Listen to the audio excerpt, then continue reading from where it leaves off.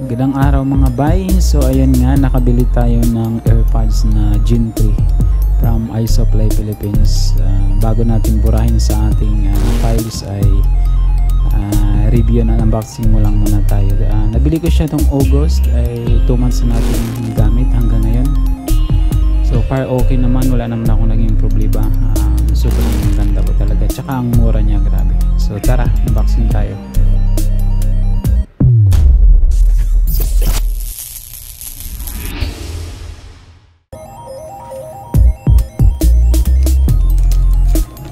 So ayun, may libre siyang case na transparent tsaka lanyard.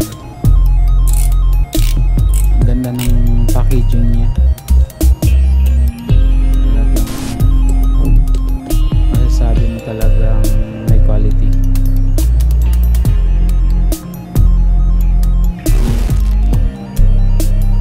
So Gen 3 yung nabili ko from iSupply. Pwede rin pala siya sa MagSafe kasi pala wireless charging. So ito yung code niya, serial at model. So July 2024 yung niya, manufacture niya. So nabili natin siya ng August. Tapos 2 months na ngayon. So far okay naman yung paggamit ko. Nagamit ko siya sa gaming. Naglalaro kasi ako ng Call of Duty saka Warzone, nagbuday pa pang mga laro. So gamit na gamit siya. Yung transparent ang case. Munti ko pa naman tong nasira nung paglagay ko kasi nabaliktad ko pa siya. So ang cute lang ng lanyard niya. Pero yung ginamit ko yung isa kong lanyard, yung luma, kasi parang mas maganda yun. Tinapit ko lang siya. So yung binuksan nga natin to, kinabahan ako dito baka mamaya hindi all AirPods ang laman kasi nakasealed pa talaga siya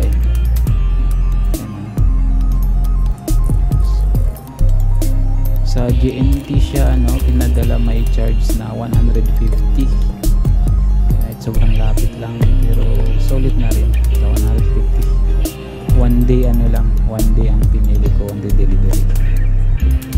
So pag bumili kayo, so dapat sa kayo chat kayo sa iSupply talaga para hindi tayo mapikit. Napakalupit ng packaging talaga sobrang amis na amis ako dito nung binubuksan ko to Ayan, gamit natin palang pag video dito yung natin iPhone 15 Pro Max. Sobrang linaw din.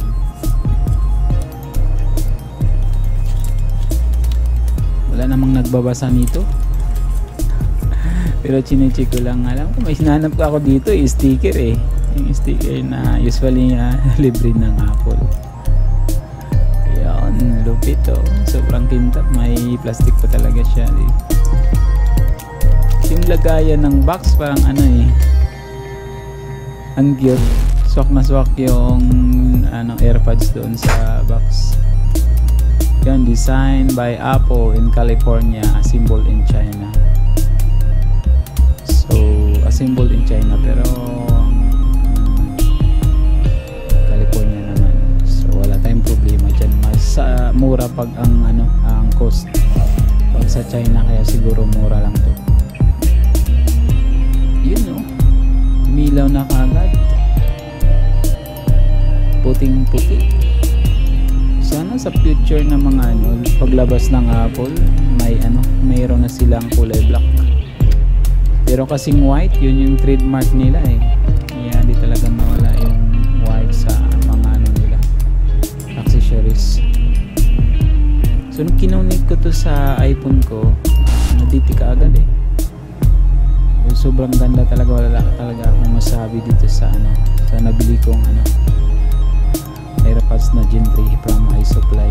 So kung bumili kayo sa kanila ay huwag na kayo magdalawang isip. Talagang legit yung produkto nila, kasi kung hindi yan legit, hindi siya magko-connect doon sa sa iPhone na nakakatuwa lang talaga na sa murang halaga ay nagkaroon na ako ng AirPods na Gen 3. Yung Gen 2 sana, kaso lang ang battery nun ay ano lang, mas mababa na ang oras. Ito kasi mas mataas eh. Tsaka ang cute nito, hindi siya mahaba.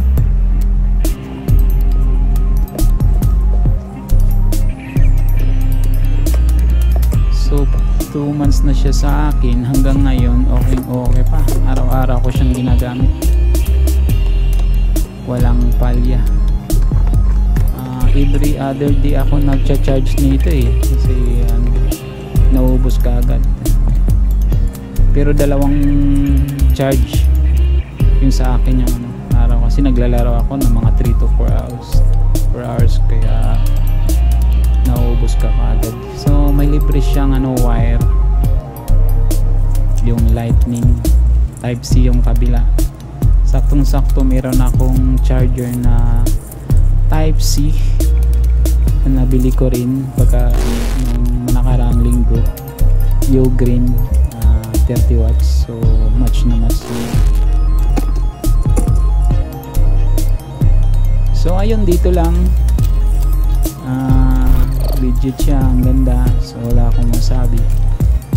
Kaya wag na po kayo magkatubili na bumili kayo sa iSupply. Message nyo lang sila sa FB yung logo na yun, itong logo na to, ganito